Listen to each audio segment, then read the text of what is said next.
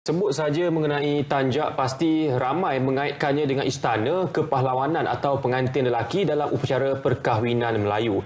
Namun sebenarnya tanggapan bahawa tanjak tidak layak dipakai oleh orang biasa sudah pun berubah. Ya, kini pemakaiannya menjadi trend apabila permintaan terhadap tanjak sempena Aidilfitri tahun ini mendapat tempahan tinggi daripada segenap lapisan peringkat umur.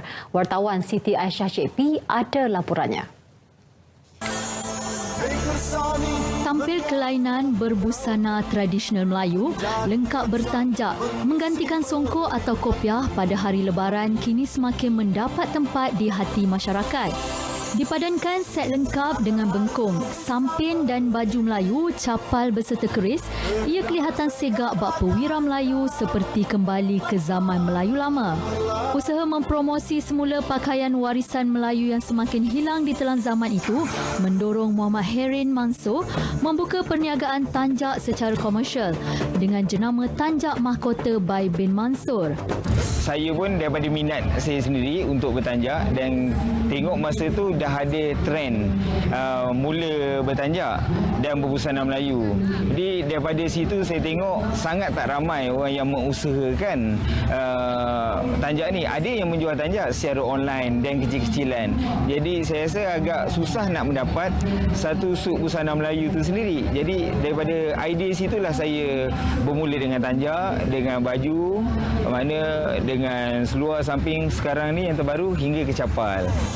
Usaha yang dilakukan sejak Disember 2015 itu mendapat reaksi positif masyarakat apabila permintaan terhadap tanjak hasil tangan beliau mula meningkat setiap tahun terutamanya pada musim perayaan. Hari raya memang ramailah yang dah mula bertanjak.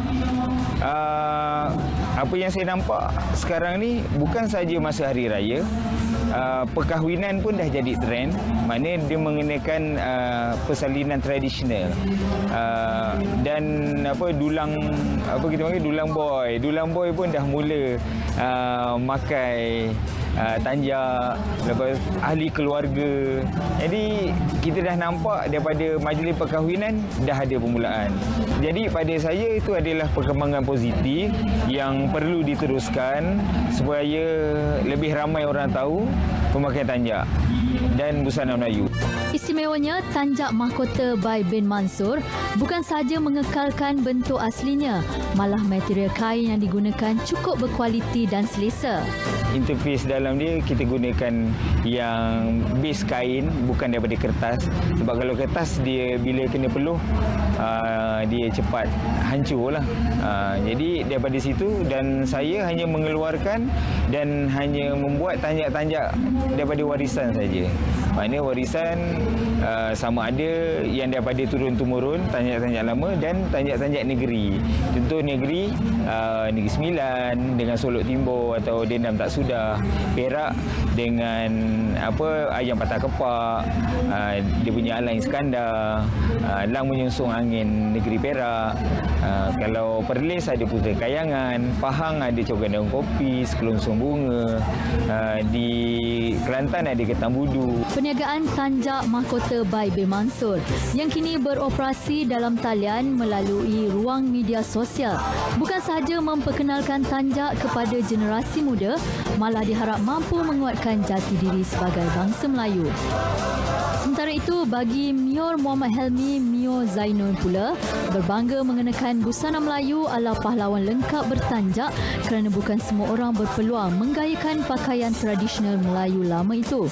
Saya sendiri personally memang saya ada tanjak sendiri yang memang saya pakai pergi kerja hari-hari.